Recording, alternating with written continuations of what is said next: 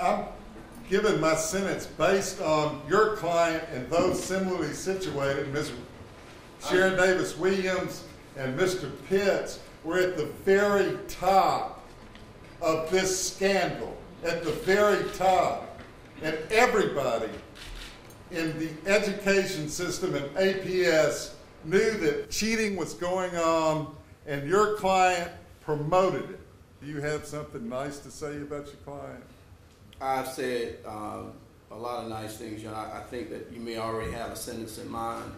Ms. Kaufman, you've got one count. I sentenced you to 20 to serve 7 with a balance on probation, 2,000 hours of community service, and a $25,000 fine.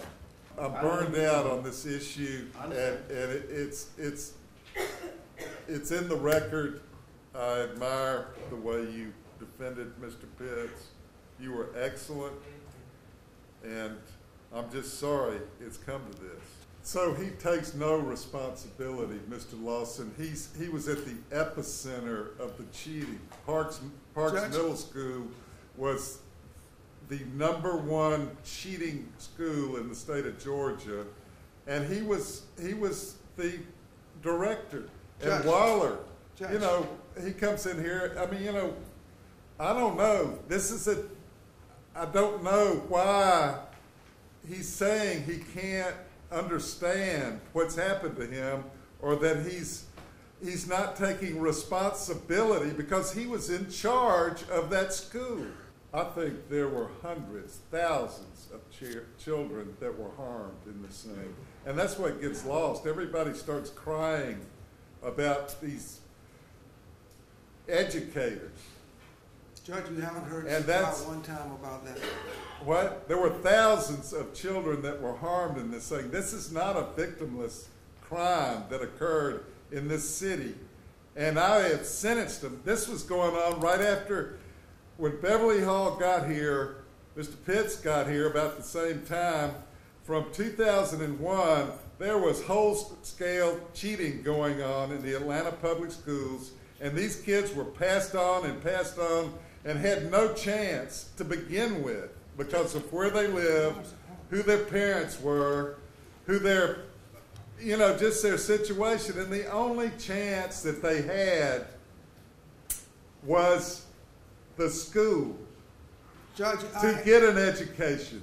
And when you can't read, you're passed on and passed on. There are victims that are in the jail that I have sentenced, kids. I don't like sentencing.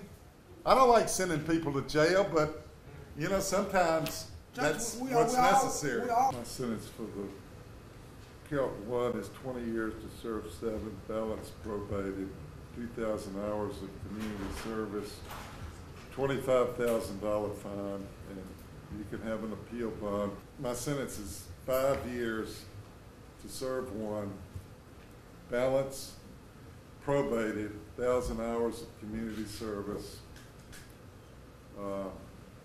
and I'll let her plead under the First Offenders Act. The evidence for her case was the most overwhelming in the whole trial, that she cheated. And her best friend said she cheated. They got together and cheated. And these children came in and said that they saw her cheating, yet, you know, here we are, and she didn't need to be taken away from her kids. She didn't need all this. She could have just accepted responsibility, and that would be the end of it. So, I don't know, for you to, I mean, the evidence was overwhelming. I'm going to follow the state's recommendation, 5 years to serve 2. What was the recommendation on community service? Your Honor, the state action on Ms. Williamson, we also object to the first offender. As far as any community service, we would ask that she be given community service in the amount of 1,500 hours. 1,500 hours community service. And then the fine was $5,000 what the state requested. $5,000 fine. Maybe we can end this. We can just end it, and the punishment wouldn't be so severe. But it was just taking responsibility and nobody has taken any responsibility. I saw the light. I was trying to give everybody one more chance, and you know, probably going to have tomatoes thrown at me. But you know, nobody took it. Nobody took it. So you know, things change. I know things and change. all I want from any of these people is just to take some responsibility. But they refuse. They refuse. And Your Honor, may I say I something am about convinced that your client recruited those two retired teachers and cheated on that test. And this is where the whole thing came up. It was so outrageous, the scores on those kids from that school, that they came in, and that's what started the Atlanta newspapers. That's what started this whole thing rolling. And your client was there, and I'm convinced did it. If I can't accept your word, the court's word, whose word can I accept? Okay, well, I guess I'm just a...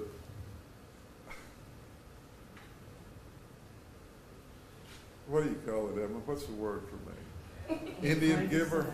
I hope that's politically probably politically incorrect.